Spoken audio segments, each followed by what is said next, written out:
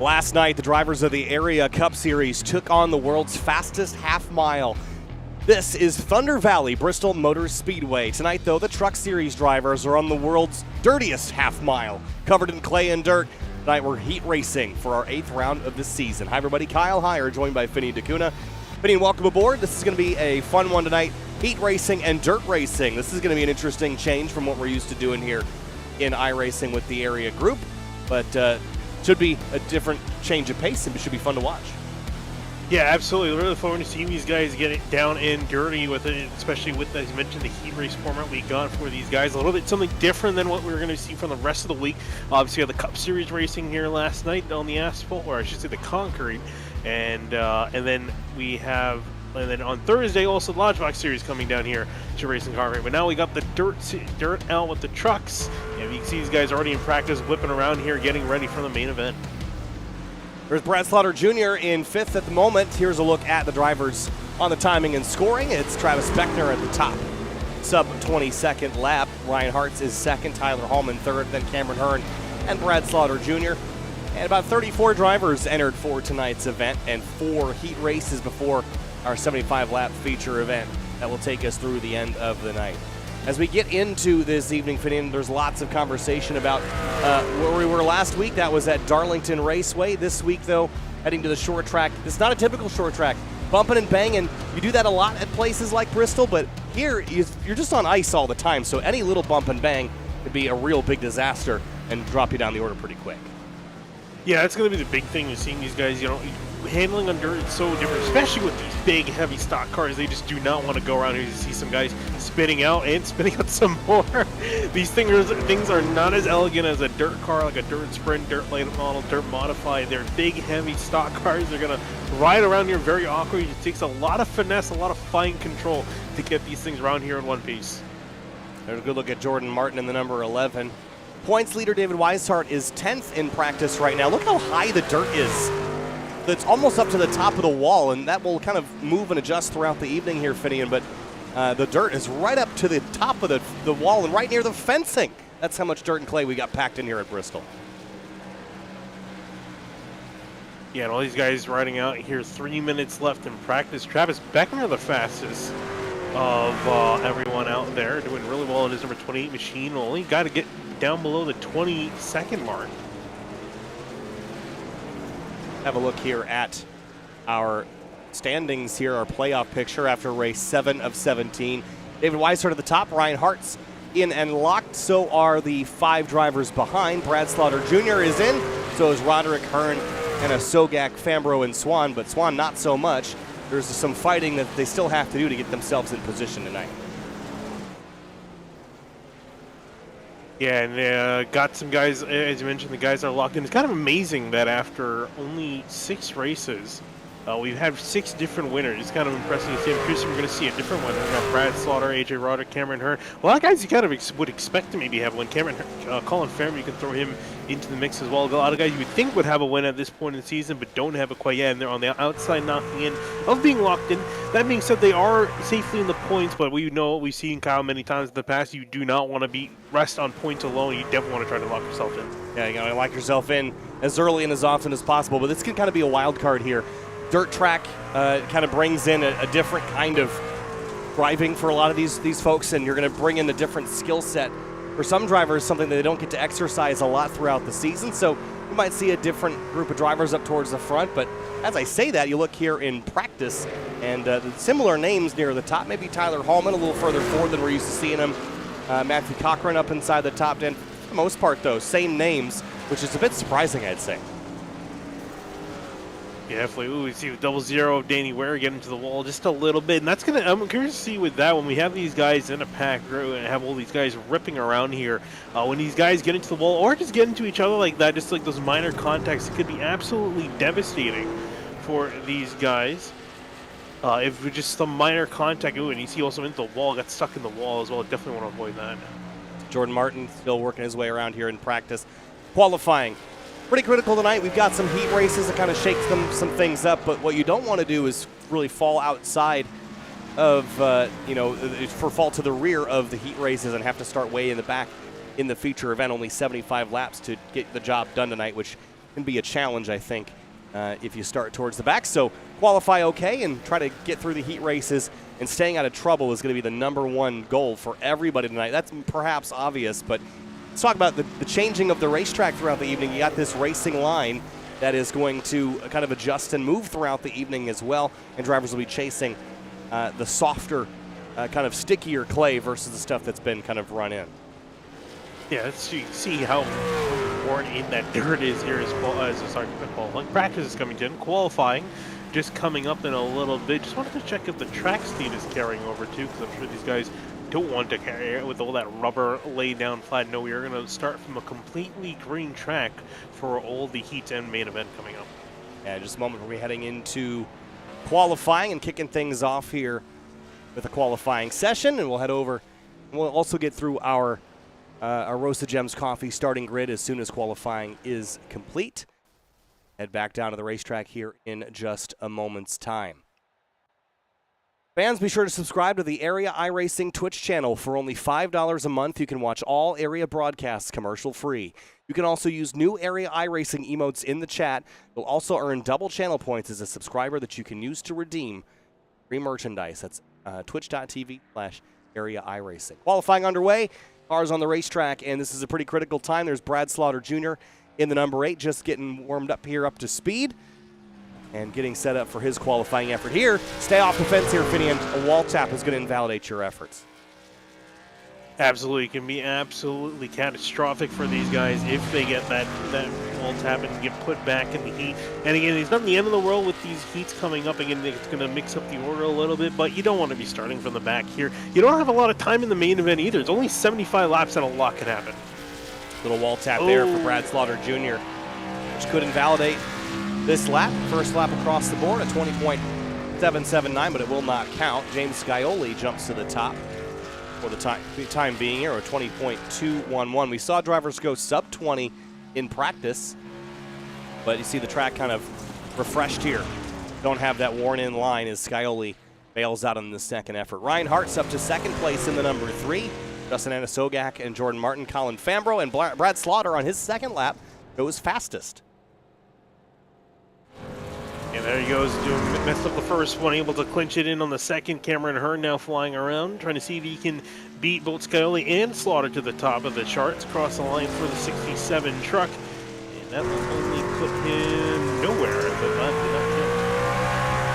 Lap 2 for Hearn.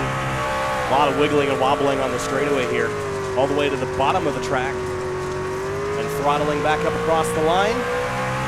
20.220, that should be very close to pole. It will be third, right behind 20.211 by James Scioli. Solid lap there by Cameron Hearn. Tyler Hallman is rolling now. Nice looking livery on the 42. Cahill Holmes in the 41 goes fifth quick.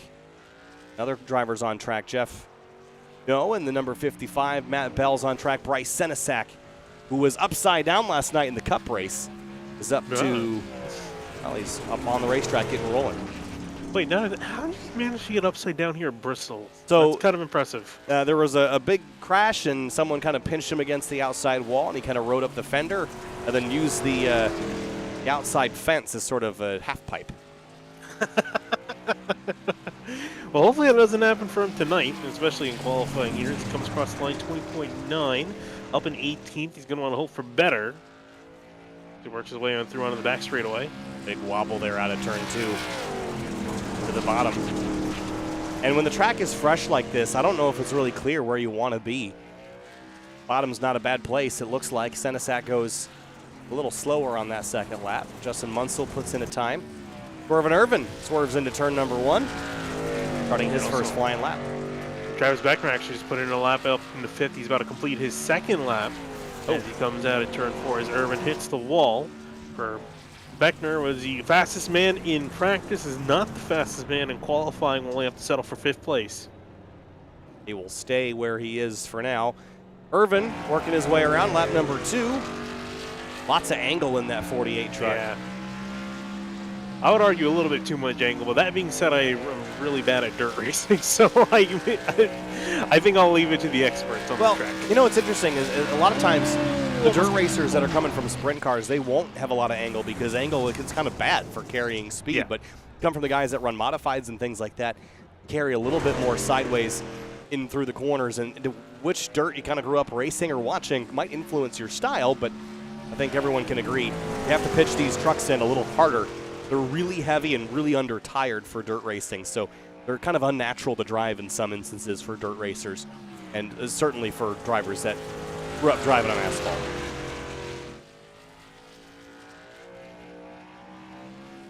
Cochran, the number 4 machine, cross the line for him.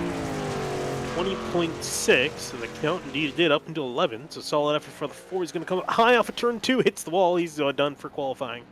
Yeah, that will end his effort there, and he will not go faster on his second lap. Looks like no other takers for the time being here in qualifying. Some drivers just making their rounds. Matt Bell working his way across the line, a little slower on lap number 2 by about 300ths. Bell did real well last night on the asphalt. We'll see how he does on the dirt this evening, but off to a good start here, 4th qualifying. A lot of takers here early in the session, and not a lot of drivers left. Only Jacob Bell and Eric Wineland have yet to go back out on the road. There's the matte black number 21. Love the matte black with the white rims. Good-looking car for Eric or truck rather for Eric Wineland. Jacob Bell, the only other driver without a time yet here in qualifying. I was gonna say I don't even think Jacob Bell is gonna be qualifying. See him in the admin tower. Oh, he's not in the truck then. Wineland's firing up the engines. Or singular engine. He has a V16 in there. It's like boat racing. You got 2 500 horsepower motors on the tail of this thing. And Wineland fires up to speed here on board.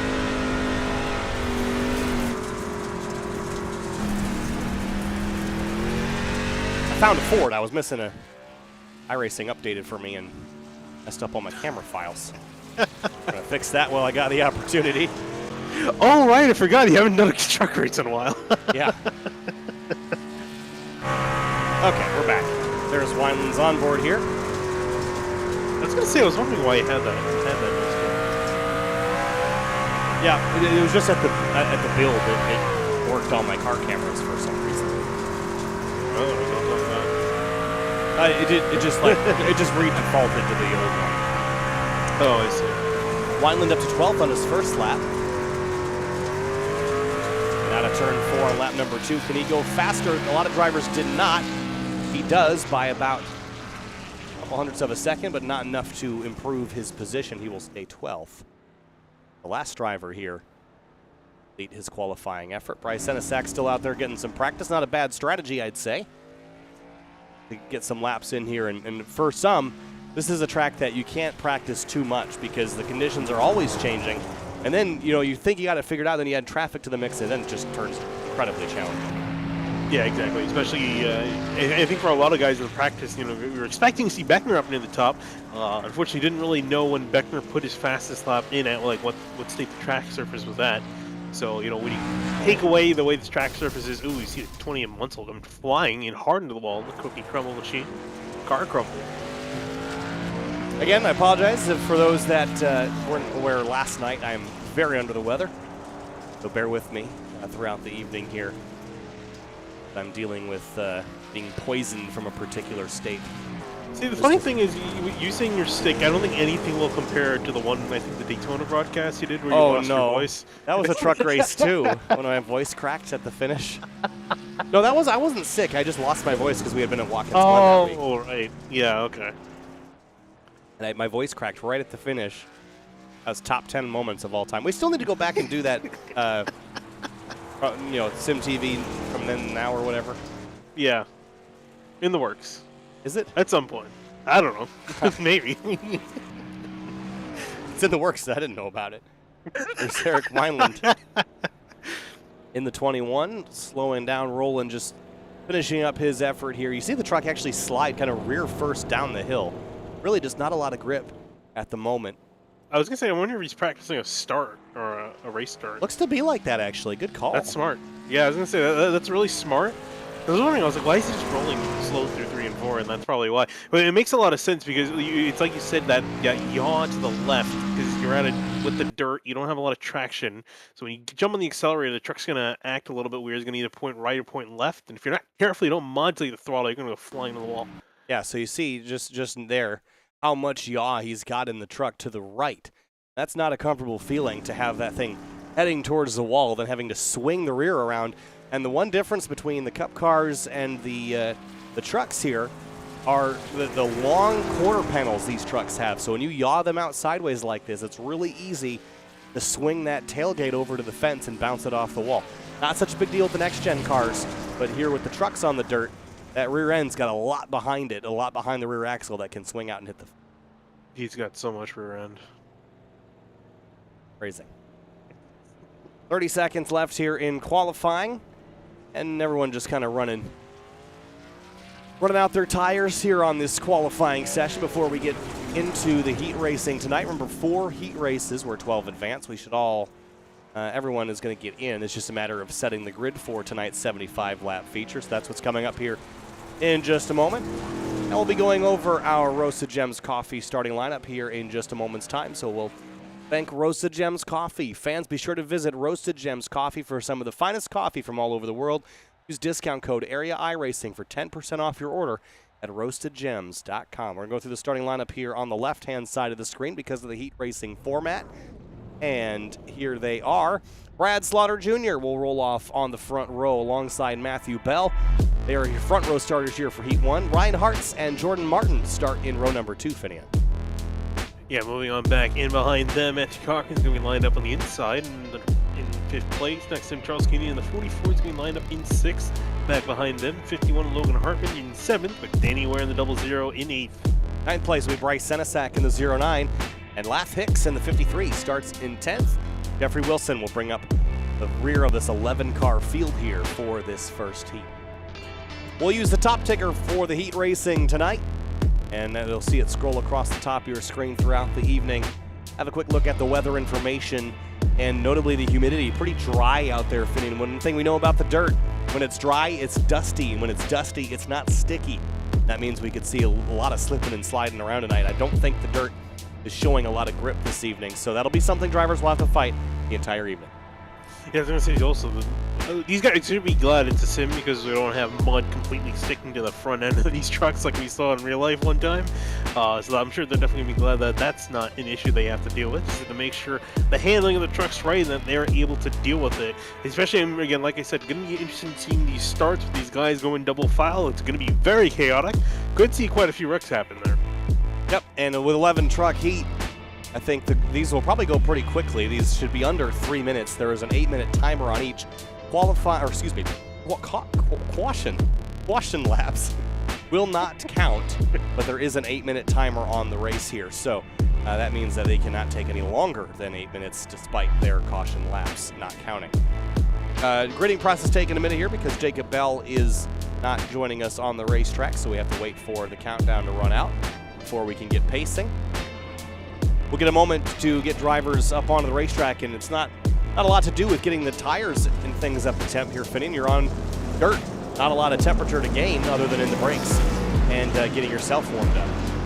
Yeah, pretty much. Just like you said, just getting yourself warmed up, getting ready for that start, making sure you're ready to go. You kind of have a bit of a game plan and kind of need to know what to expect. Like I said, Eric Wine did a great job. I'm not sure how much of these other guys have gotten practice, jumping on the gas, getting this thing underway, because that is going to be chaotic. You could lose a lot of places if you don't get it right. Brad Slaughter Jr. and Matthew Bell up on the front row. Everybody will transfer again. No eliminations in these heats, but it will set our grid for the race in a little while. One to go this time through. Means next time by we're going green for 8 laps. About 20-second laps here, but pretty quick races. Ryan Hart's in the number 3, and of course, last night had the decal for his grandfather on the hood. We documented a couple of weeks ago his grandmother passed away, and unfortunately his grandfather on the same side of the family passed away just a couple of days ago. So racing with heavy hearts again for Ryan here this week, but he's got the Rick's Hot Sauce machine up on row number 2 and trying to vault himself into victory lane again Wasn't able to do it last night, but is in good position already to do it tonight. Here we go. Time to go racing from Bristol. In the dirt, we're green from the world's fastest half mile. Yawing out, slipping in sideways into turn number 1. Matthew Bell on the outside. Brad Slaughter Jr. on the inside. Jordan Martin all the way up to the outside fence. Yeah, and so Ryan Hart's very squirrely on that start. Luckily, no more issues from him. He's able to get that going and underway quickly. Going to go to the inside of Martin, gets past him in the top few meters. So it's all done single file. Into turn number 1. Now just 7 laps to go. Look at the 3 car under fire from Jordan Martin now, who gets to the inside here. Good run for the 11. Tosses the truck in sideways. The 3's got big momentum here. Has to arrest it before he gets to the 9 of Matt Bell. Oh, that's actually going to be tough for him because he had to jump on the brakes. He killed so much momentum. Now he's got the 11 of Martin back on him. And now Martin goes to his inside, actually towards pretty much where the apron would be if there wasn't a huge amount of dirt on this place. He's trying to get his way on by. You can go all the way down to the wall, which you're normally not able to do, again, when there's not a lot of dirt here, but these guys have a huge amount of real estate to work with. Matthew Cochran on board here in 5th, chasing the 11 and the 3. Look how much angle they've got. Look how much steering input they have to carry through this lap. Oh, big check up and in the wall out of turn 2. Now to the bottom, he's going to dive underneath the 11.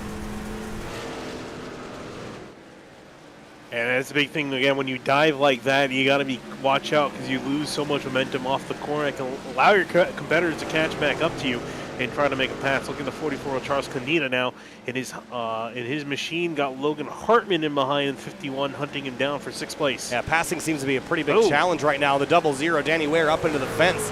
Got some right side damage all the way up in the cushion, trying to find some grip up there. Great exit here out of turn 4. But now stuck behind Senesac is going to try the same thing in 1 and 2. Yeah, he was trying to go to the outside on the 09 on the straightaway. I'm not sure if Senesac threw him a block or was just trying to get up there in the top lane, and Ware loses grip off of turn 2. It was flying down, almost hits the 53 of Hicks, and he just hangs on to it. Lath Hicks in the 53. Love the color green on this truck. Really nice looking shade. Up to 9th place. I don't see that shade too often. No, it's not quite a British racing green, but it's got a really good kind of emerald forest green to it. Kind of classic looking. Danny Ware chucks it into the wall again, trying to find any kind of pace, but it's going to go south for him. Jeffrey Wilson's going to go on by. White flag for Brad Slaughter Jr., who's been in command since the drop of the green flag. Matt Bell unable to do anything, fitting tough to pass here so far. Slaughter is going to roll through 3 and 4 and pick up heat number 1 victory here. Yeah, because flying out of turn 4 does a solid job. Bell trying to get some sort of last-minute run too far away to do anything. Slaughter off to a dominant start over Bell, Hartz, Martin, and Cochran. Your top 5. And not a great effort there for Danny Ware. He will drop down to 11th place. And just like that, we're on to the next one. Rapid fire races here tonight. Love these quick heat races. This will be a blast tonight. Now heat race number 2 is about to fire off. And now our Roasted Gems Coffee starting lineup for this one on the left-hand side of your screen. Row number 1, it's going to be James Scioli in the number 7. He'll start alongside Tyler Hallman in the number 42. Back in behind them, Cahill Holmes in the 41 can be lined up in 3rd, completing row number 2. David Weishart in the 33 in 4th place. 5th place will be Colin Fambro in the number 18 alongside Rafe Slate in the number 08. Garrett Granton's going to be starting behind them in 7th in the 46. Cody Cutter in the 25 in 8th place. AJ Roderick and Bobby Tinch roll off in row number 5 of the 56 and 66. Jane Abbey starts in 11th in the number 12. Cars rolling. Just like that, we're off and pacing for heat race number 2. All right, what we learned? Seems like it's challenging to pass there, Finian, but mistakes easy to make. Oh, definitely. And I think we definitely saw, be careful of the lunges that you make, because if you make a lunge, you might end up costing yourself position. If not position, costing yourself momentum. You're going to have to spend a lot of time catching back up to your competitor, trying to make a pass. I think what we're really going to see, we might not honestly see a lot of passing in these heat races, except when drivers make mistakes. I think we'll see a lot more passing once we get the actual race underway and the track starts to kind of ebb and flow. The 1 to green here this time through. James Scioli front row for this one. Scioli, in terms of the season championship, really not in the mix here in the Truck Series.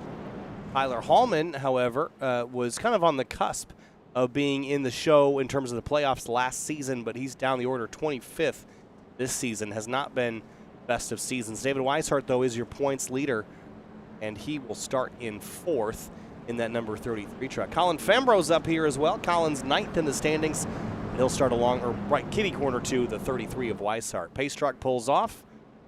8 laps, and we're underway again from the world's fastest half mile.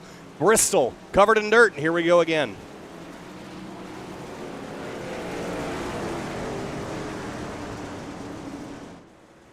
Allman hanging tough on the outside this time. And much tighter pack from 5th on back. Scioli and Hallman still haven't sorted out. I think the outside lane's a place to be, though. Hallman riding the rim out there, using the cushion, and Hallman will go to the lead. Because I really feel like Hallman is a dirt racer. Just the line, the way he's attacking these corners, it really looks like he knows what he's doing out there. Colin Fambro making up some ground. A little bit of a tap at the 46 Garrett Grant. Move himself up 2 spots since the start of this race. Actually, sorry, not moving himself up 2 spots. I thought he got around the 41 of Kyle Holmes. Just got past the 46, who made a little bit of contact with the left rear quarter panel. Now we'll set his sights on the 41. Ooh, drivers behind him way up into the outside wall. Cody Cutwer just tapping the fence. Shane Abbey and Bobby Tinch trading spots. But middle of the track seems to be the comfortable place right now, but the drivers that are able to get all the way up to the outside wall are making up ground. But not a lot of drivers willing to go up there this early in the race. Scioli, a lane higher, he's going to find some pace up there, I think. Yeah, you can see him riding just on just where that excess dirt is sitting there on the track. That's the line you want to be with the loose gravel. That's where you're going to start making up some time. You're going to see these guys kind of inching up there and trying to ride that line. See Hallman taking a little bit more of a defensive run. This is taking up the middle of the track, but he's starting to lose time to the 7.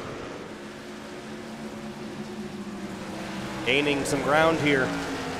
Up to the outside wall. Loses some speed mid-corner because of that longer way around, but on exit, he's just able to put down a lot more power to the road because that extra momentum he carries mid-corner. He's a little too high there, I think, though, Finney. You get to too much of the loose stuff, and the tires just can't grip anything that's not moving. No, yeah, I mean, again, from my little dirt racing experience, you really just want to be riding just on the edge of that loose gravel to make the most amount of speed, just like the 46 right there. You see him rocketing around the 41. Cahill Holmes, who's in a bit of a pincer attack. Yeah, the 46 worked to his outside, now the 18 moving to his inside. Bamber trying to do the slide jump, can't quite get there. Holmes going to power on the outside. Yeah, still great battle here for position. This is for 6th.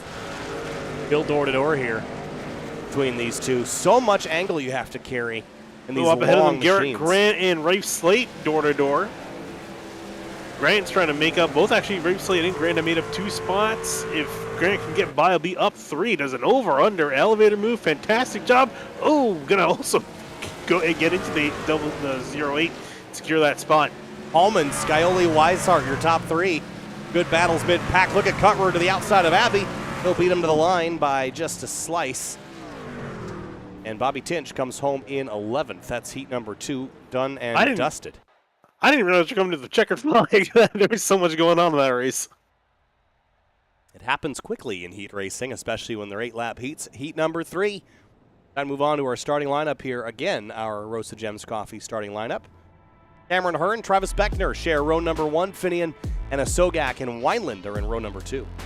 Yeah, really solid lineup here, especially Hearn and Beckner here to see what they can do.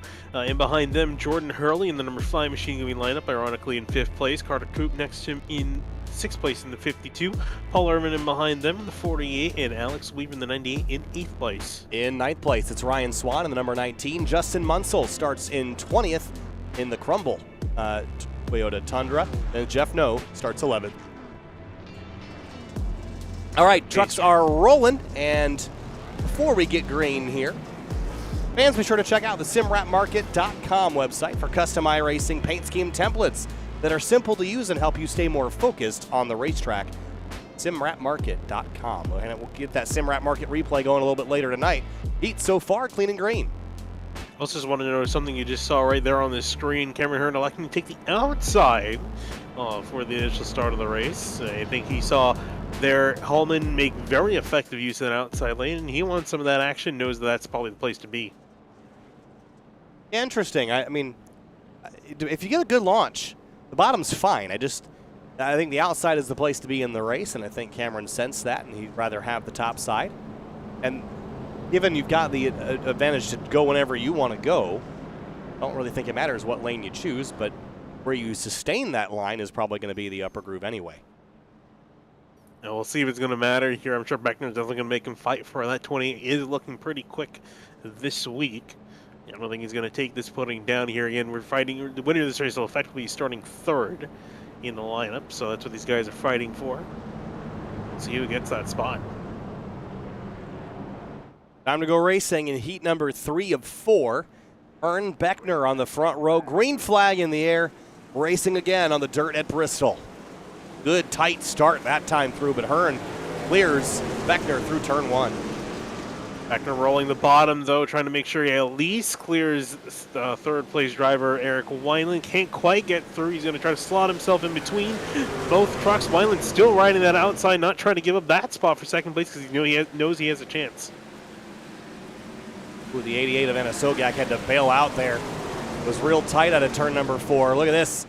Side by side for third for a moment, but Beckner slots into line. The 52 was under fire from Weaver in the 98, who drives to the bottom to try to carry the short way around. Beckner up on the wall now, cutting down low on the exit, side by side with the 67 into turn 1. Great lunge there from Beckner, but Hearn still has that upper groove. Beckner threw it into the corner, trying to see if he could slide on the 67. Couldn't quite do it. Watch Beckner, so close. He's riding that rear end so close to the wall. I'm actually kind of generally impressed how close he can get. He definitely knows what he's doing out there. Oh, he's got the right rear touching the fence. Look at him. He's scraping the wall with just the corner of the truck. Here he comes now for the lead, almost rear-ending the 67. I mean, it makes sense that he's able to run up there, and you're going to want to start running up there near the wall because with the gravel he had cleared from the first 2 heats, line's been moving up the track now effectively against the wall. Beckner's got nose ahead here, but Hearn's going to carry that outside lane a little bit faster, a little bit further, and hangs on. Meanwhile, in behind them, Justin Anasoga, this has been a horrible heat for him. He's just been tumbling down the order. No, he's not been able to get to that outside lane. Started in third, all the way back to 8th place now.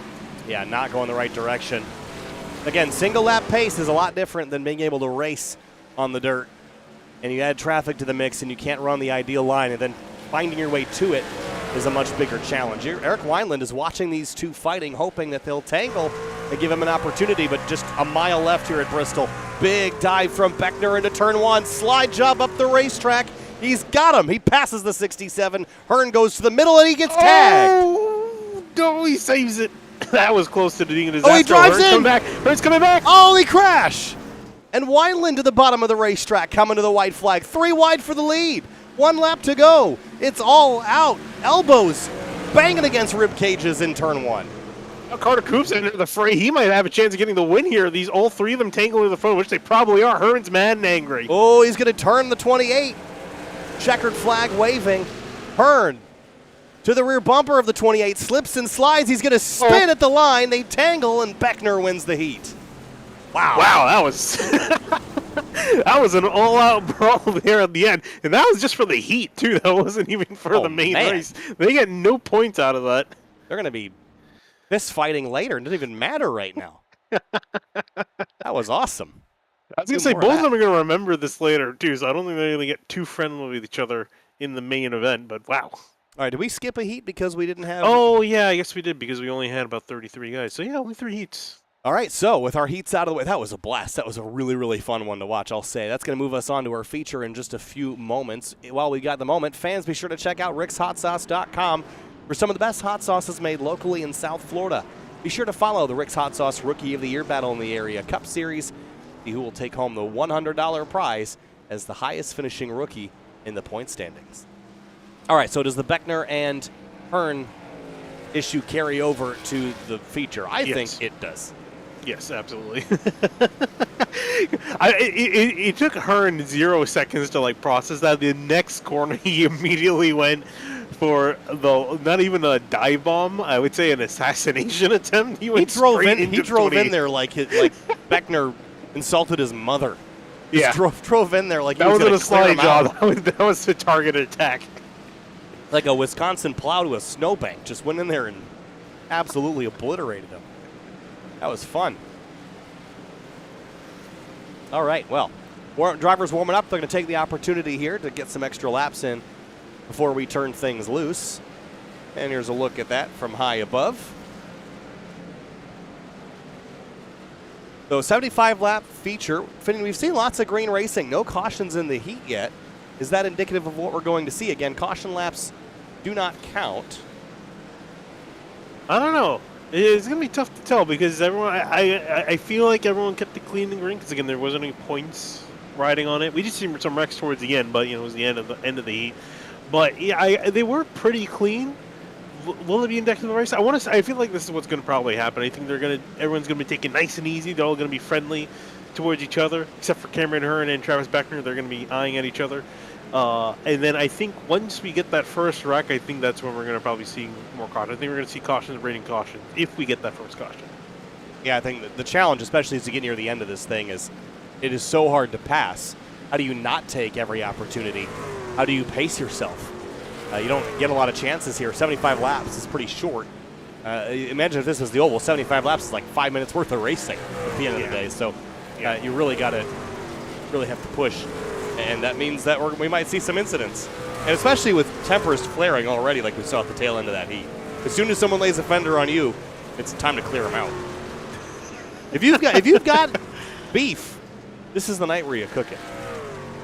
Yeah, there you go. How long have you kept that in the back pocket? That was pretty good. Just thought of it right now. I don't believe you half the time you say that. How long does chicken last in the freezer? I didn't know you were asking the wrong person. I put some chicken breasts in the freezer I don't know, probably 3 or 4 months ago. Oh, and I feel like that's the upper range of how long you can keep chicken in a freezer. I mean, it's in the freezer, so I mean, theoretically, should be okay. Infinite, right? Was it sealed? Yeah, the package. I don't know. I feel like it's not green, Generally, my rule of thumb is if it's not green, it's safe to eat. Unless sometimes if it is green and it's supposed to be green, then it's okay to eat. Yeah, I mean, if it's sealed tight, people flipping on the back straight away. But I feel like it should be good. All right. I hope I don't kill you by saying that. But between that and your acetaminophen advice, we'll see if I make it to next week. Man, I'm really doing great, guys. It's been a tough week. I'm pretty sure I have COVID again, but I'm too tired and beat to go out and get a test. So, just suffering through it. I can't believe that you've gotten COVID twice. I literally transport people with COVID, and I have not gotten it once. Well, I went to Indiana, which is my first mistake. If you were picking people up from Indiana, I'm kidding, but sort of not. I was going to say, you offended David Weishart, Garrett Grant, and Bryce Senezek. Okay, well, I also got COVID from Las Vegas. Was there any Nevada people here too? Probably not. Let me check. I think it's just, what it is it's just convention centers is what it is. Yeah, I mean, it's just these trade shows. There's all it takes is one person, right? And then I work on sims, and they're all touching buttons. Yeah, and then you gotta deal with that. You gotta dismantle that. You're touching that, and breathing in that stuff.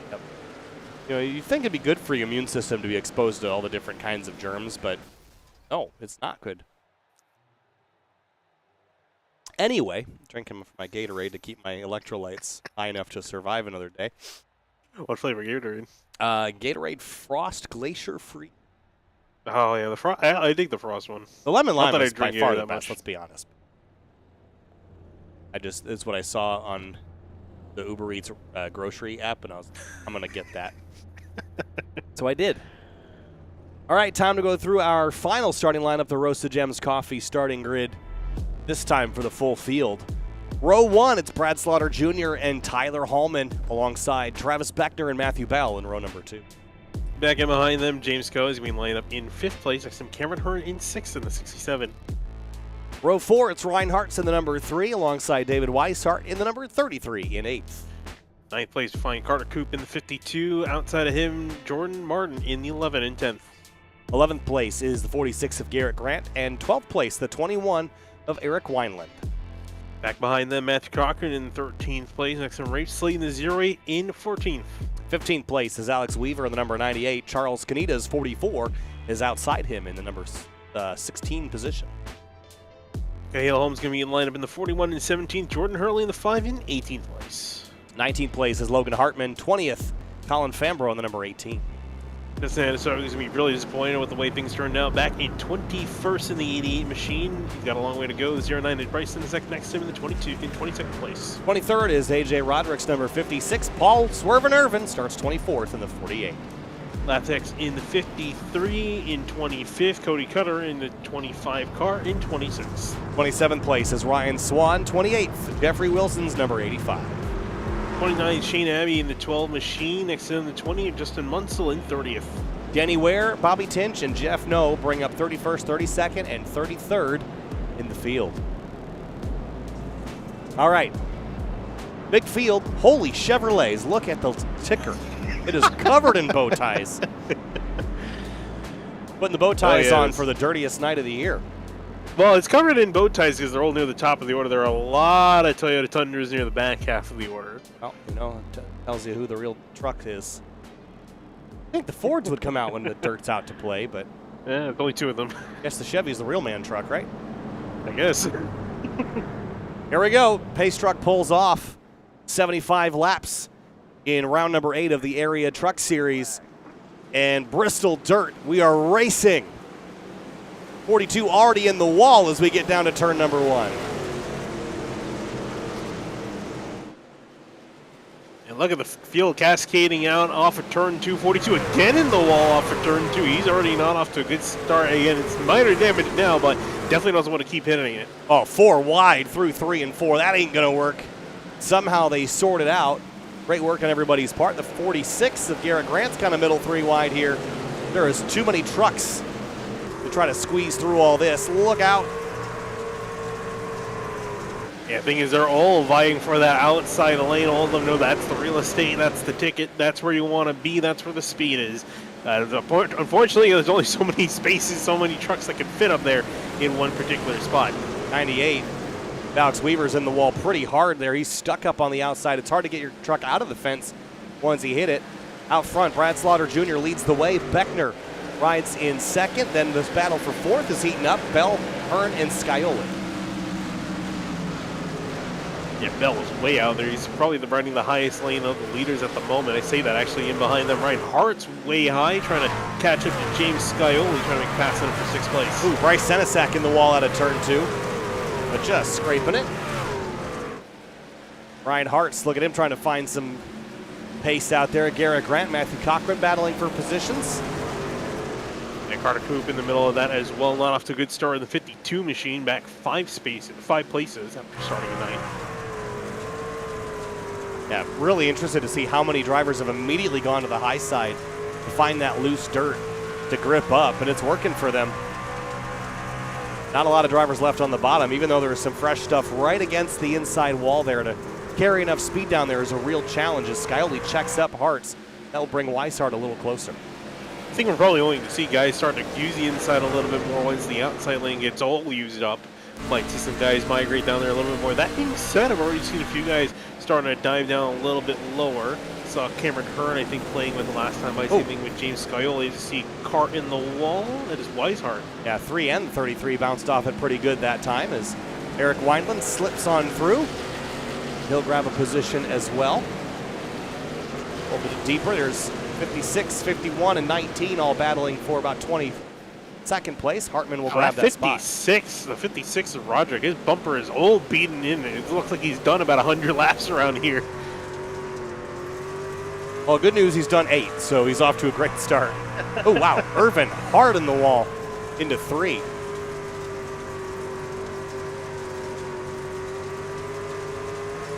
And Roderick, on board with him. Oof. Oh, that's really tight into turn 1.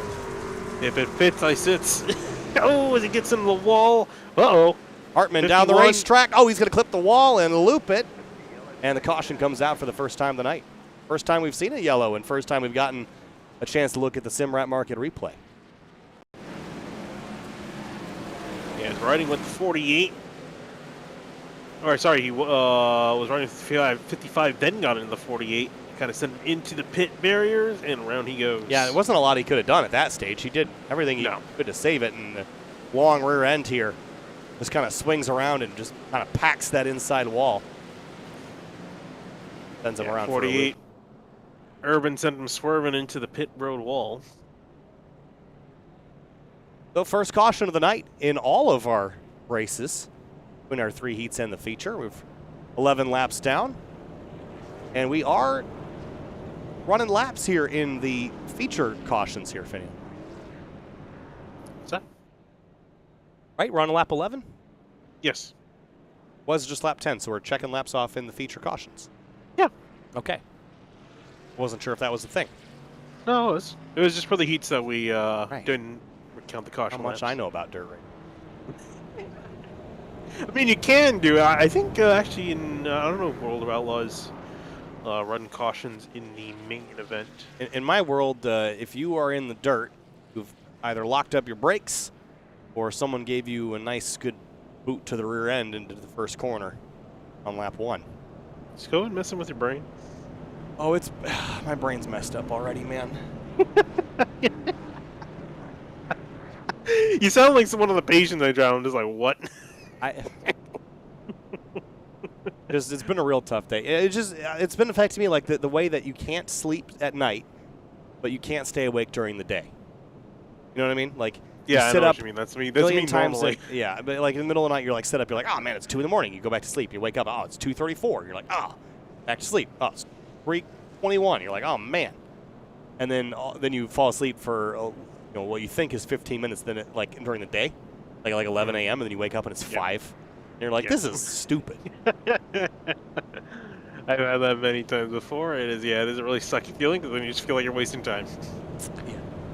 And then you still feel tired, ironically, after that too. Yep. I'm hoping tomorrow is the last day I'm missing work. I think that'd be.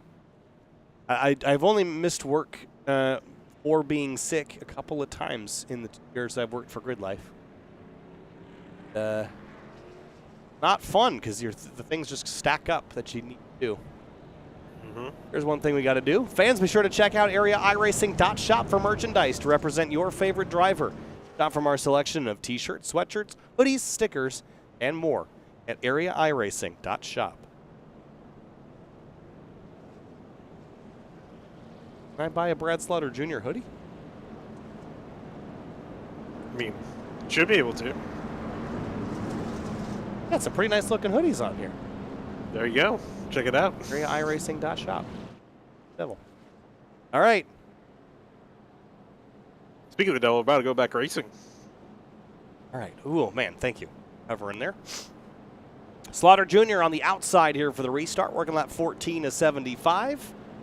Effectively 5th of the way through here. Travis Beckner, Cameron Hearn, Tyler Hallman. Everybody's on the lead lap. Everybody that started is running. We're back underway. Green flag back in the air from Bristol. Whoa, and Hallman sideways seems struggling to get the power down the 67 and 28, duking it out for second place. Hearn trying to see if he can get the second spot away. He will clear the 28 out of turn 2. Oh, I want to see Beckner and Hearn go back at it. That was a fun one to watch in the heats. 3 abreast with Hartz in the middle. Just on the back half of the top 10 here as they come out of turn number 4. So Beckner's charging hard on the outside, caught back up, got a great run out of 4, hit the wall though, is going to lose some momentum in the middle of the corner. Skyler working the bottom, here comes Hearn, up the track, Beckner to the bottom. Oh, big slide job again from Beckner. Hearn is going to slot in behind. And where to now? Right behind and back to the bottom. Give the 28 a bump. He's not giving him room. They're going to touch a little bit. Oh, he's in the fence. Uh-oh. Oh, the elbows are out, and they are banging 28 back to the bottom. I don't know if Beckner's going to really get anything here. Hearn's going to get, look at the run. This is that run Car spinning in the background. So much. They saved it. It was the 98 of Weaver that was dead sideways. And now they're all kind of piling into turn number 1 as we go back up to that battle for second. Yeah, that was the 98 getting into the 4. The 4 actually helped him correct back straight, so you could thank him. So kind of a blessing, kind of a curse. This battle continues here. Meanwhile, Brad Slaughter just completely checking out from these guys, almost a second up the road.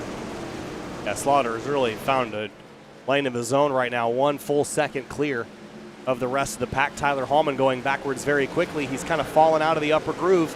Needs to get up there. There's a hole behind Matt Bell. If he can just squeeze in ahead of Garrett Grant, he's going to get the opportunity. We'll see if he takes it. Go for second place. Beckner is back on Hearn. Got to run the outside, tap the wall just a little bit, but he's got that outside lane. He's got the run, and he's clear for second. I think Beckner's quicker than Hearn. He just needs to have the consistency to stay there. And he might have enough. Ripping that top lane. He made up a huge amount of ground. He made up 0.2 of a second while making a pass on Hearn on Brad Slaughter Jr. Yeah, Beckner was half a second faster than Brad Slaughter Jr. last time by. Here's Jordan Martin to side by side with Scioli here for position. Ooh, Martin's a little sideways though, entering 3, the wrong direction though. Puck to the right. Carries some good speed though as we have a caution, and it's a big one on the backstretch. Oh. Shane Abbey, the 48 of Irvin, the 41 of Hill Holmes, and Jeffrey Wilson involved. See what happened here.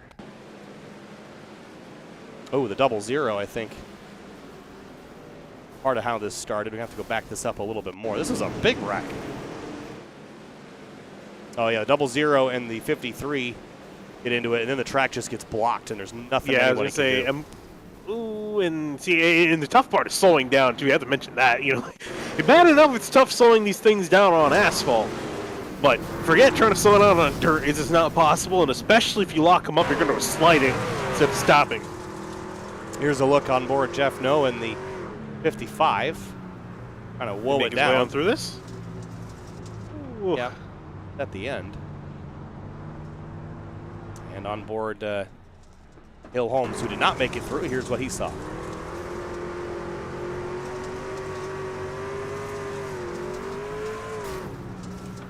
Oh, man.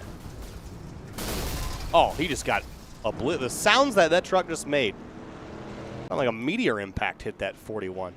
So while we have pit stops going on for the guys that are getting their damage fixed, interesting conversation going on between race control and some of the drivers. Race control saying they need to stay off the walls because some of them have been using it a little bit too much. And I'm not talking about just using the cushion up there, like literally using the walls to ride it.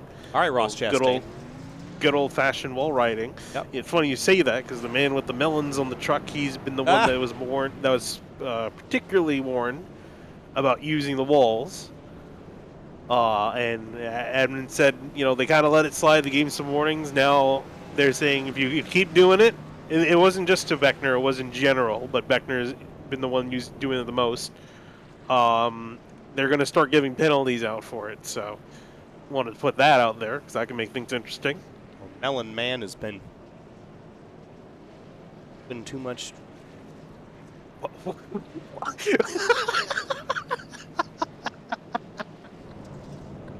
Third of the way through this race, working at 25 of 75.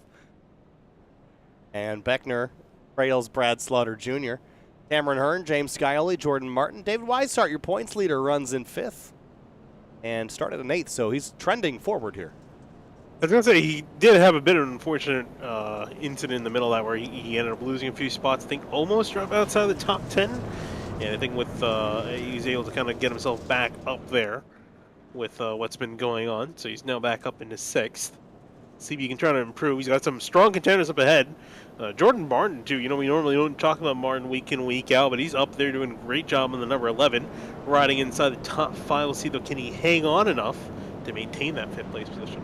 Interesting to look at the track beginning to kind of get shiny there in that middle to upper groove. That's where everyone has been running, but the grip is going to start to fall away there as they kind of pack that clay down.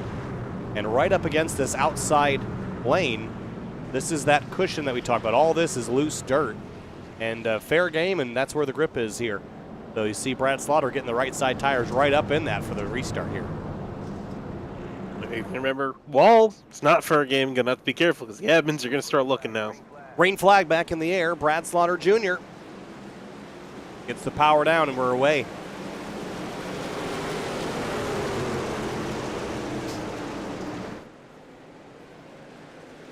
And Beckner going to be clear up in his 2nd place. Going to try to now chase down Brad Slaughter. It should be interesting because he's got the pace in the 28 to catch back up to Slaughter, and no one's really been able to touch the 8 really tonight so far. A lot of 3 wide here. I hear some drivers hitting each other, hitting the wall as well. You just got to be a little bit less sendy, Finney. I mean, you're going to bounce off it real easy if you throw the truck in too hot. Yeah, just saw James Scaglioli hit it more so by accident. Just made a little bit of a mistake, miscalculation, but back off of it, chasing down the 28. Ooh, and quite a few of them just went up to the wall this time. I'm looking at Martin stuck on the bottom. This could be disastrous for him. Oh, Weishart hard in the wall off turn 2, causing a massive checkup, hauling to the inside of the 42 machine. Puts the 46 in the middle. He's going to run the 3 up into the wall. This is not going to go out very good if they don't get it sorted. 52 with Carter Coop. Where do you go? Gordon Hurley and more. Fambro's watching all this out the windshield and hoping it doesn't get bad before it gets better. Wineland getting into, I'm not sure who he hit, one of the 5 White Esports machines. Hurley. Doored him out of the way, back up the track. Now trying to make a move. Oh, the 42 getting checked up, getting hit by the 46. Sent almost to the inside wall, saves it. This is absolute chaos going on here. There is the, I can't even tell who that is. 52? Yeah, that's 50. Well, yeah, maybe. Depends on which truck you're referencing. They're all hitting each other, and the elbows Coop hit have the wall just been a little out. bit there and got sideways. For the lead, here comes Beckner with a big slide on Brad Slaughter. Slaughter crosses him over and drives back down to the bottom. Can he lead at the stripe? Well, this is the backstretch, so not this time through. To the bottom goes the 8 again. Oh. That was a lot quicker than I thought. I thought it was going to take a little longer to catch back up, but Beckner's on a tear. That being said, got passed by Slaughter. Here comes Beckner returning the favor. This is great stuff for the top spot. Big crossover here again from the 8. Working our way closer to the halfway point of this race at lap 37, 38. Oh, he's not done. Here he comes. Beckner back down on the bottom. They have a huge gap back to 3rd place now. Jordan Martin, who just got past Scaglioli. Got a big gap to kind of work with, so they can kind of go back and forth like this. Slaughter got in the wall a little bit. That's going to slow down his run. To the bottom again. He's going to throw this dive. I don't think he's going to, well, he is going to clear him. He throttles up mid-corner and keeps Beckner behind. Beckner's going to do the same thing and cross him back. Every time they do this, they've been losing about a 10th or 2 back to Jordan Martin. Martin's starting to reel them in now that he's in 3rd place. He's got some pace in that 11 machine, so they can't quite keep doing this too much longer. It's going to be a 3-way fight. Ooh, a bump from the 8. Yeah, a little bit of contact there. He's going to throttle up.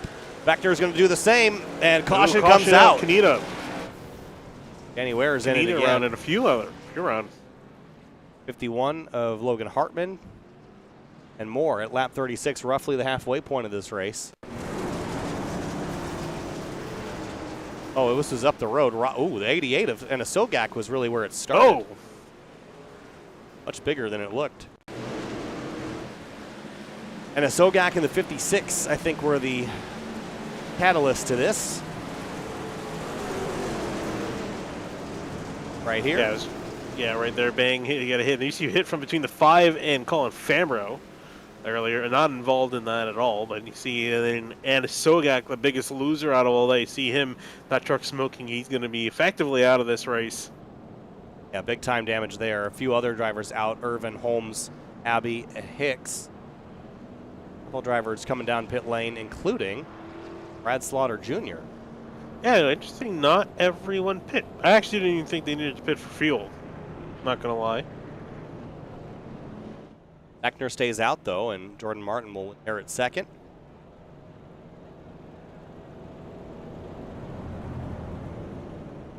So a change in the order up near the front. This can get interesting here with some strategy. I honestly didn't even think pit road strategy was going to be a thing tonight at all either.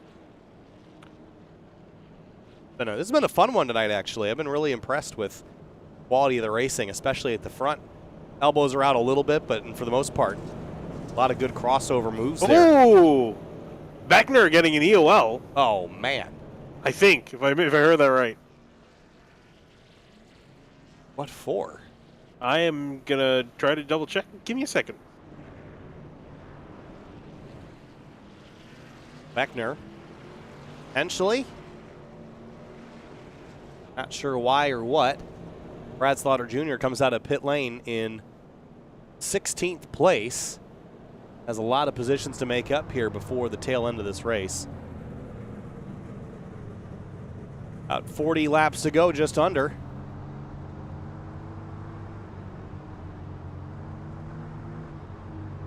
UL for the 88 of Anna Sogak, of course, involved in that collision. Oh, never mind. Sorry. I'm sorry that Beckner's not getting an EOL. I heard the 88 apparently is getting an EOL, not the 28. Yep, that was for the collision. Yes. Or something. I don't know. Either that or damage. I'm not sure. I think that was because of the... So never mind. Scratch that. So Beckner's not getting EOL. I heard Brad call up something to review something, and I heard the admins talking about it. I just heard 8, and I was like, ooh, it's got to be Beckner. Well, Brad Slaughter Jr., as I mentioned, rolls off 16th for this restart. 8 rows back with 35 laps to go. Been a little bit of a track position game tonight. I'm curious to see if call to take tires was worth it. I don't usually think that the tires are something to have on the dirt track, but we'll see if that's... I don't think it's really the tires. I think they might have limited the... Actually, I think they might have limited the fuel in these guys. They can actually check how much fuel they have. Beckner, well, if that was the case, everyone would have come at that point. Maybe some guys just trying to stay out there and see how much they can get out there with some more track position. I guess, I don't know, playing the game. Ace truck pulls off. Beckner is in command now. I think he's been one of the fastest drivers out there on the dirt, and green flag back in the air.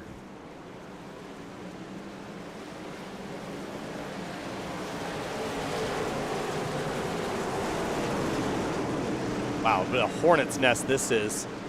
Riding on board with Brad Slaughter Jr., that's what he sees, and it is chaos ahead of him.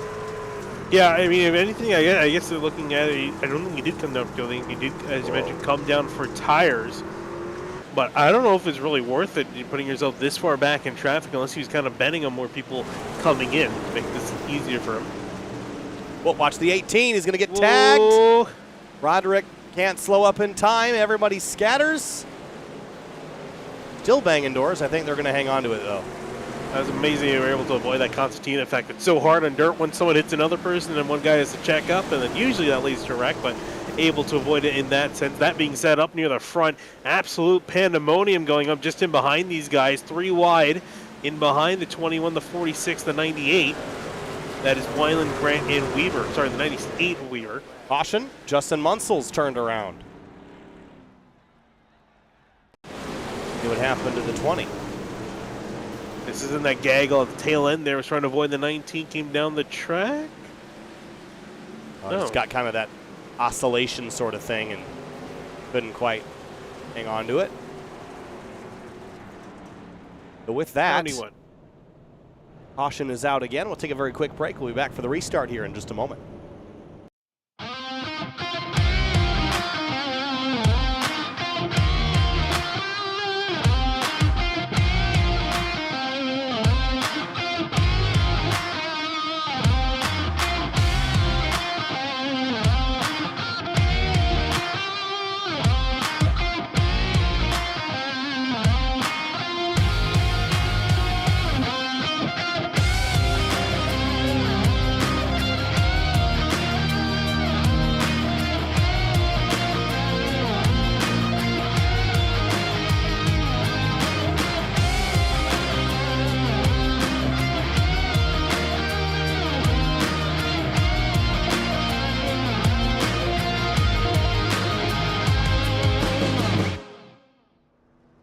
Back live from Bristol.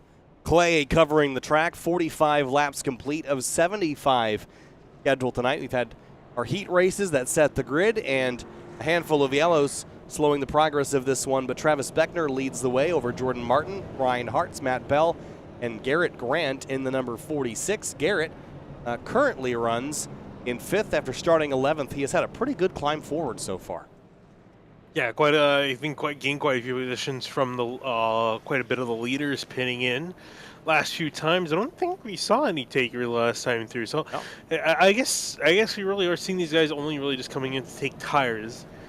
Bit of a questionable decision, but we still got some racing left. We'll see again, guys like Cameron Hearn, Brad Slaughter, James Scaly, Jordan Hurley, and Hallman also you can throw in as well. All trying to race their way back to the front. They're sitting just outside the top 10. That's really interesting looking at most of the drivers here, all kind of gaining a similar amount of positions because of the group of drivers that came down to pit lane on the previous caution. And we're closing in on the last 25 laps or so of this race, and we can tick them off pretty quick here. But the cautions are beginning to happen a little bit more rapidly as drivers are feeling that desperation.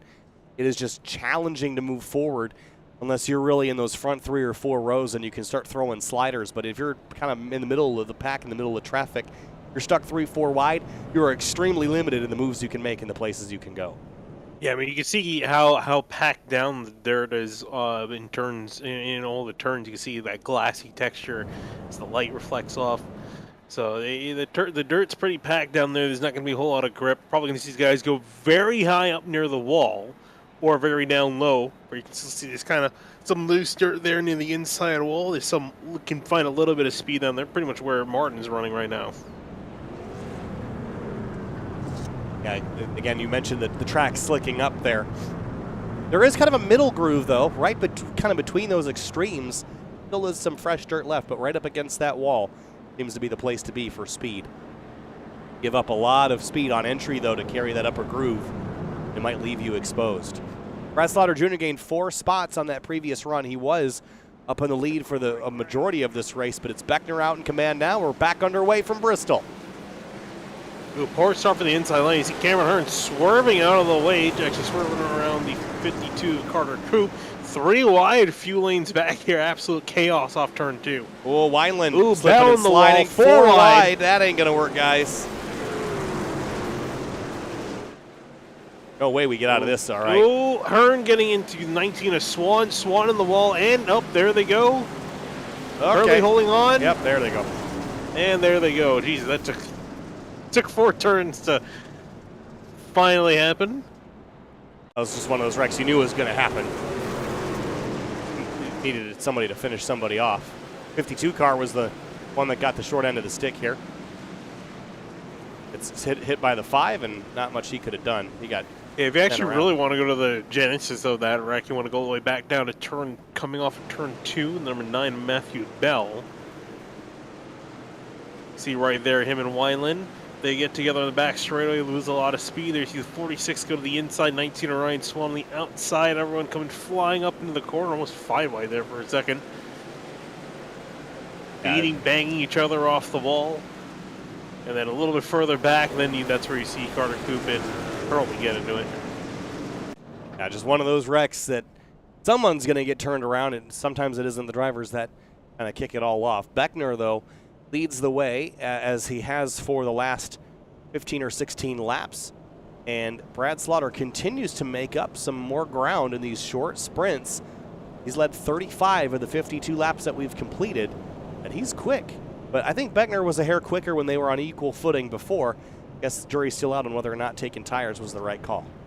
I think these short cautions are definitely hurting him. Yes, he is making some progress, but I think he really needed those tires to work.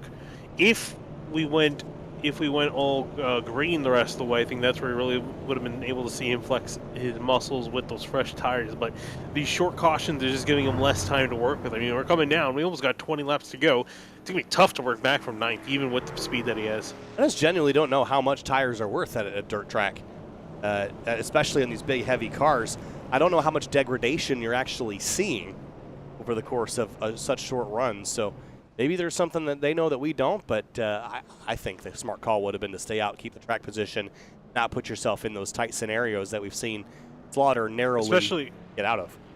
Especially with the track conditions worsening, right? I mean, the track's not getting faster, it's getting slower in general, so I don't know really how effective those fresh tires are going to be when the track itself is kind of getting worse. So you have to consider that. A lot of cars on this track, too, a lot of trucks on this track. Normally dirt races don't have a 33 car grid, but that's what we had. We're down about 7 or 8 cars from where we started, but that really accelerates the wear on the surface. You can see how dark that racing line is in just 50 laps worth of racing. It just, so many trucks, so heavy a mass, you're going to be fighting this track condition situation for the rest of the race.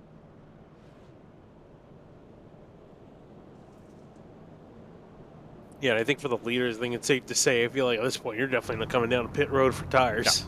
This is your, you made your bed and you're laying in it. David Weishart, again, points leader, trying to protect what he can in the championship. Now remember, he's pretty locked in to the playoffs with those, by virtue of those 2 wins that he had that came at Darlington and Atlanta. He's won both of the last 2 races and has only finished outside of the top 10 once. That was at Daytona, where he finished 19th.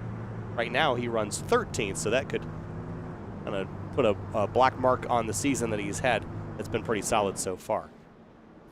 Interesting to note, though, Brad Slaughter has yet to win a race this season. Was looking really solid, like he was going to get that first win, but might be slipping away from him here, though. We'll see what they can do.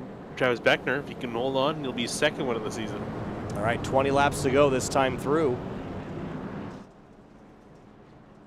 Out of turn 4, Beckner is in command on the outside again. Back underway from Bristol. Nice, clean, tidy restart. The 8 truck a little out of line in the backdrop. What can he do to get up track position that he needs? Oh, he's going to get to Eric Wineland. Almost gets sent into the pit road barrels on the entrance of pit road. They were 4 wide for a second. Hearn's going to actually get around the 8. And again, remember, they're both on the same tire life. So Hearn's going to be moving up through the order pretty quickly here. We'll see. Slaughter's still stuck in some traffic and behind. Wow, big impacts there on the outside the groove, and the 98's going to spin. That's going to be a big crash to the 8. Slaughter hard on the wall, caution out, and they're still wrecking. That's going to be it for Slaughter. I'd imagine that truck is going to be destroyed with the impact he took. Yeah, it gets into the 98 here. Spins the 98 and then just gets hooked in. That was straight into the wall. I think I'd say maybe the 98 kind of got into him. You're going to see here coming off the corner. Actually, no, it was the next corner. Right 98 here. come down the road here?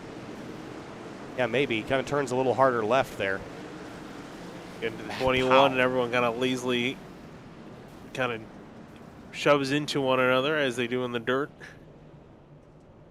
Slaughter's going to have some big-time damage there. If the engine's running okay, he could probably salvage something, but that thing looks pretty torn up. Yeah, I doubt it's running good. That was a pretty hard hit to the right side wall, on the right side of that truck. I mean, might be okay. And again, for dirt, you don't need a whole lot. You definitely want. Oh, dude. Yeah.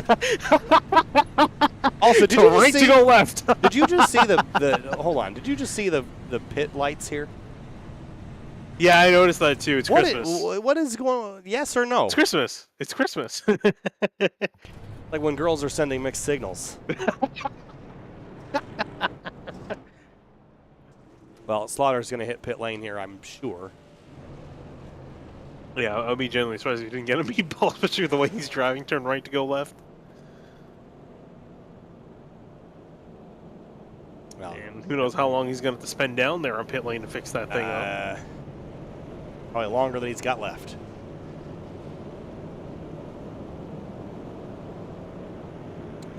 He'll know pretty quickly here. He hops out of the truck. Might be it for Brad Slaughter. Led 35 laps tonight. Can't help but think the strategy call was the wrong one there, Finian. But I mean, again, that's the risk. Not that many people didn't come to pit lane, though. There's only about 10 drivers that didn't come. Yeah.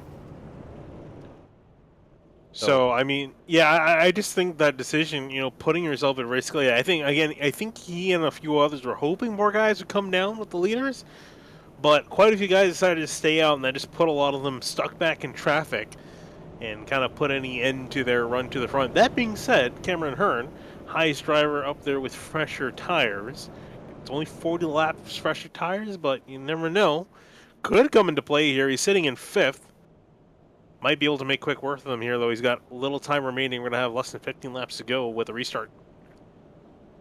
So Beckner is likely going to choose the outside lane. Garrett Grant, I really like this 46 truck. Been continuing to climb forward. And you know what I like the most about this 46 truck is it's not that damaged compared to some of those around. He's got a little bit of right side damage, but he's done a really good job keeping this thing out of the wall and out of other trucks. And that's going to count for a lot here towards the end, I think. Yeah, I'm sure he's going to be happy if he can keep this performance up. Has not had a top 5 finish since the season opener at Daytona, where he finished in third. Taking a look at Ray Slate down in pit lane in the 0-8. Yep, Not his been too terribly good of a night. Oculus just shut off, so that's why he's in pit lane. Oh, can't see, can't drive. Yeah, that's always one of the unfortunate things. It's kind of one of those things where you kind of wish you could just, set it back in monitor mode and continue on, but doesn't quite work like that. You ever thought about how cool Oculus is as a word? Pretty It cool is word. really cool, and they got rid of it. Oh, what do they call it now? Meta. Oh, the worst. Green flag. 14 laps to go. Good restart by the 28. The 11 sails to the bottom as the 3 tries to split the difference here and squeeze up to the high lane. Hearts and the 46 get together in the 9. Man, this is dicey stuff. Martin scared me for a second. He turned so hard to the left I thought he was spinning out. But he was just trying to make an aggressive lunge. Speaking of a lunge, here comes a 3 going flying up on the outside of the 11 car. Yeah, he's up in second place. Man. Martin in the wall. Hearn going to follow him in there as well. Everyone just using that outside wall as a crutch this late in the race. Trucks Hearn are just throwing to the inside of the 11, trying to fight for third place. no side bite at this point in the race. Can't keep the things from sliding up the wall. Oh, look at the 67 right to the tail of the 3. Scioli just did a huge slide job on the 46. Yeah, he's been having a great battle with him last couple laps. He's going to continue duking at it here in the closing stages of this race. See Cameron Hearn struggling to make it past that 11 truck. He feels like he's got some speed. He's got to make this pass. Not only happen, but make it stick. But he's just going to get fought back on hard on the exit there. Good battles here inside the top 10. The 46 and 7. They've sorted it out for the time being. The 11 and 67 still going at it here. Arts trying to reel in Beckner. It's half a second with 9 laps to go. Ooh, they're going to get close. Wow, he got so close to turning him there. And now here comes Garrett Grant with the checkup. 46 has got a huge amount of momentum. Going to throw it to the inside. Yeah, he didn't commit to it fully, though. He's not going to carry enough speed down here without fully committing. He's going to be door-to-door and dead even with them. But when you chuck it, you got to chuck it. You got to just go to the bottom and throw it in there. But Hearn into the fence. Yeah, I agree. You absolutely have to lick the stamp and send it. You have to have full commitment if you want to make that fast stick. He's got to build up that run as well. Looking at these guys, it's kind of hard. At this point, these guys hit each other so much, it's kind of even hard to tell to read the doors. There's the 19 of Colin Farmer just ahead of the 42. Well, it's the 18 of Colin Fambro. You can't tell because the number's blown off the side of that thing. Tyler Hallman in the 42. Oh, look at this up the road. Maybe that's the 19. Yes, Ryan Swan. There's the 19. And David Weishart trying to keep his top 10 streak alive. Up to 8th place. Whoa. Caution is out. Roderick and Ware. Third one that Ware's been involved in tonight. Oof. Now looking back at it, so he's riding in behind the 66 of Bobby Tinch. Oh, not really the 00's fault that time. No, or Roderick's fault. Both of them just victims in that, and both of them with severe damage to their trucks. This is going to set up a pretty wild late race restart, though. Wow, that was a big hit for the 56. That is it for both of them. And the attrition level has been extremely high. The big league short tracks, you actually don't see that many people actually out of the race because you're not going fast enough to actually destroy the cars. But tonight, with some exceptions for drivers that are a couple laps down, starting with 33, we now have 17. 2 exceptions. Yeah. A couple drivers are rolling, but 17, 18 laps down. All right. Logan Hartman still out there, 21 laps down, 27, trying to make up some spots over some of the competitors that are not out there running anymore. And I think with the amount of laps we have left, I think we're going to have our only green-white checkered here coming up shortly. Yeah, it could be. If we go into overtime, that would mean that this would be our 1 PWC. Beckner, Hartz, Martin, Hearn, Garant. This has been a pretty consistent top 5. Ever since Beckner got the lead away from Rafe Slade, he has not looked back. Beckner's season on the truck side, he has 1 win. That came back at Gateway in November 8th, about a month ago. And it's kind of been hit or miss for Beckner. Think about his season. 2nd at Daytona, 16th at Rockingham, 2nd at Sonoma, 5th at Iowa, 1st at Gateway, 38th at Atlanta, 5th at Darlington. It has been gold or tin for the 28 all year long.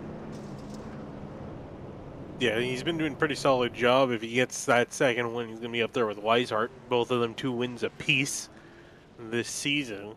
And you got Ryan Hart's in there as well. He's also won a race before in this season, one at Daytona, your season opener. If I'm not mistaken, I think it was actually Beckner pushing him to the win in that race. Yeah, and then his only finish outside of the top 5, which is an incredible stat, was a 37th at Atlanta. Why Hart's is second in the standings, only to David Weishart. Results are really offset by the fact that he didn't have a 37th. His worst finish was a 19th. But actually, in terms of just raw average finishing position, if you exclude their worst results, Hart's is as good, if not a little bit better. Actually, I can look this up. 7.86 average for Hart's, 6.29 for 33. Weishart. Really impressive seasons by both of those guys. Actually, if you want to go even one better, James Scaoli, 7.4 average finish for him.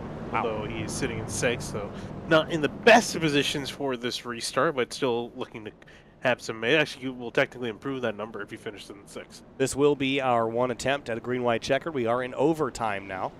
Long yellows for whatever reason. iRacing, what are you doing? I think it's like a dirt thing. Maybe, or I don't know. Every dirt race I've ever been to, they do half a lap of yellow. They scrape the broken car off the pavement, and they might have enabled that option too for that extra pace lap because they know it's a toggle option. I don't know. All right, restarting. We're gonna get 2 laps. If the caution flies, race is over. If it doesn't, we're racing out to the end of these 2 laps. Ryan Hart's is gonna get one real good opportunity to lick the stamp and send it. He can't let that 28 get too far ahead. Beckner's been better all night long since the 8 fell out of favor and is down the order. Green flag back in the air. 2 laps to go from Bristol. Ooh, that was a pretty good restart from Hartz as he gets turned into the fence by Hearn. And up into the outside wall, stays in the throttle. He's going to try to just carry it out of the corner. He's going to hook the 67, and they're going to wad this up, I think. The 19 up into the outside wall. Can they get back to the white? No. Nope. Caution is out. And with that, final lap. And Reinhardt is not a happy camper. Well, I can't imagine he would be, but holy cow. Let's go back and see. Well, we've got a moment to see what happened. It finishes unofficially 6th, but kind of got squeezed on the restart, and then 19, 2 others get kind of hooked. Wow, the 19 up on his side. Is that what happened to Senizak? Pretty much. But the 3, gets hooked by the 67, and once he was in the wall, he just realized if I just throttle down, Ross Chastaining it, turns the 67.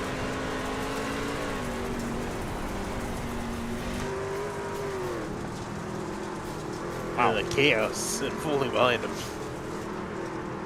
I've never seen a caution just tripped by a car not even sideways, but just turned upside down.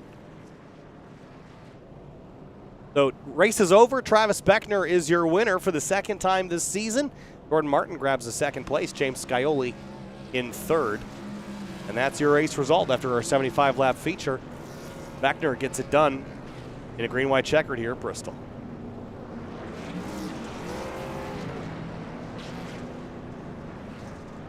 Don't think you can really do a burnout on the dirt, but we're going to see Beckner give it a go. He can. It's a little bit awkward, a little bit clumsy, but he can. Here's a look at your race results. Area Truck Series, round number 8. Beckner, Martin, Scaoli, Garrett Grant, a great top 5 for him. Cameron Hearn grabs a 5th. Bell, Hartz, Wineland, Fambro, and David Weishart keeps his top 10 streak alive, finishing 10th on that one, Finney.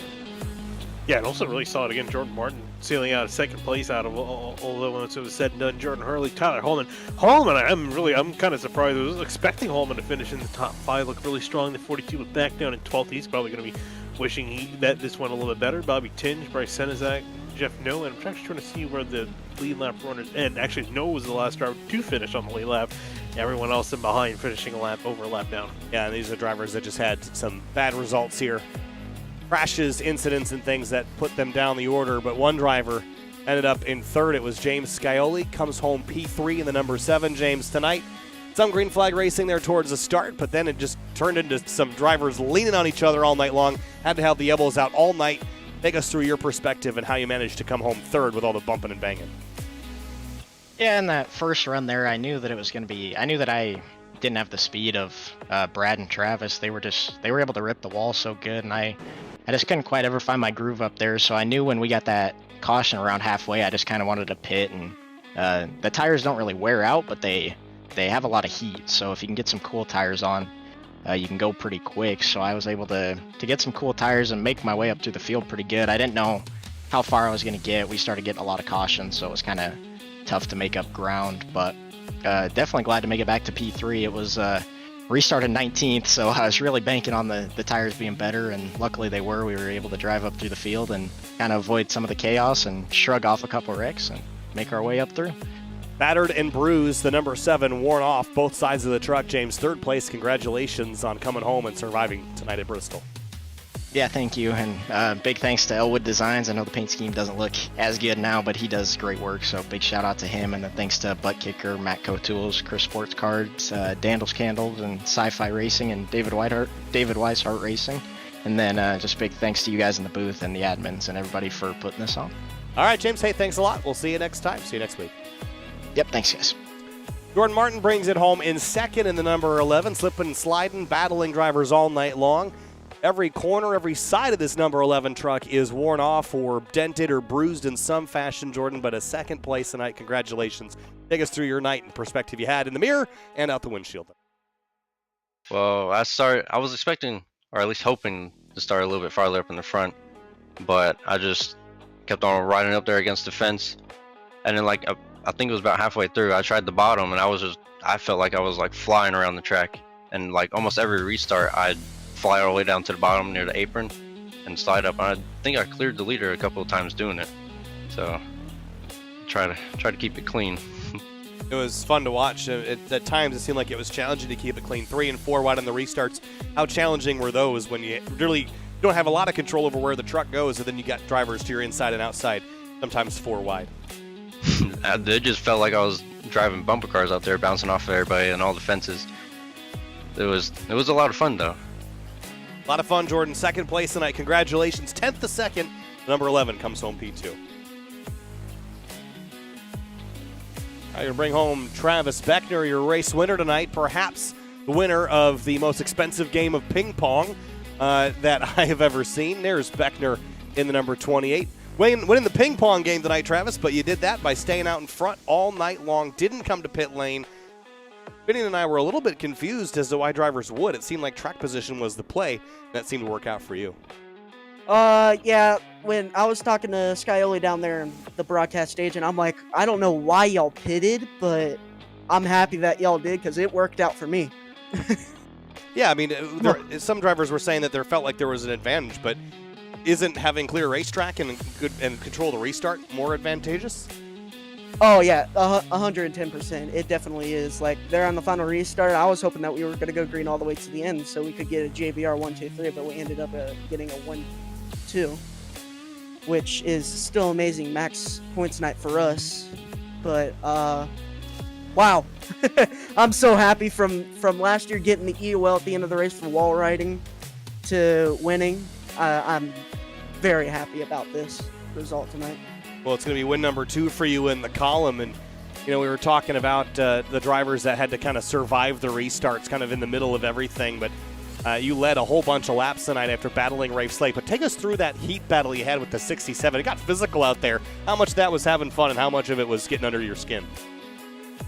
None of it was really getting under my skin because Cameron and I always raced like that with each other when we were teammates last year. We always laughed about it. I don't know if he didn't like the slide job that I made on him for the first time round, but oh my God. What a race. It was fun, Travis. Hey, congratulations, man. Soak it up and enjoy it. Covered in dirt and watermelons, apparently. The 28 comes home in victory lane. Yeah, this was actually my throwback from last weekend. Thanks to Splash and Go Graphics, Cosman. I'm not gonna even try to say his last name. I will completely botch it. But this is a throwback to Ross Chastain when he started racing originally in the truck series. And yeah, before I go, I'd also like to thank my sponsors: Rick's Hot Sauce, Lodgebox, Wax Electric, Collier Cutters Landscaping of Southwest Florida, and everybody that helps me out with this. Everybody down at JBR, Miller Racing, and I just can't wait to hear all the comments about me tonight. All right, hey, Travis, congratulations. Victory lane, second time this season. We'll see you next week. Thank you.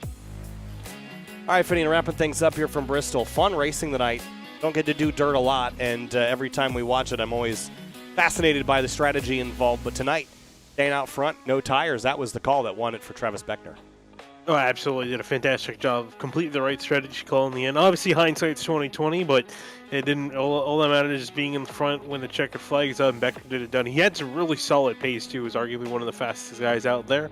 It's a bit unfortunate because I was really looking forward to see more of a battle between him and Brad Slaughter Jr. Unfortunately, we were denied that, but definitely can't argue that Beckner didn't earn the victory here tonight.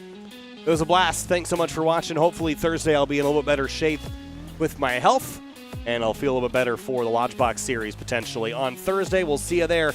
That's the last area stream for the week. On Thursday, we'll head off to round number 9 next week. Kyle Heyer, Finney and DeCuna with you. We'll see you Thursday.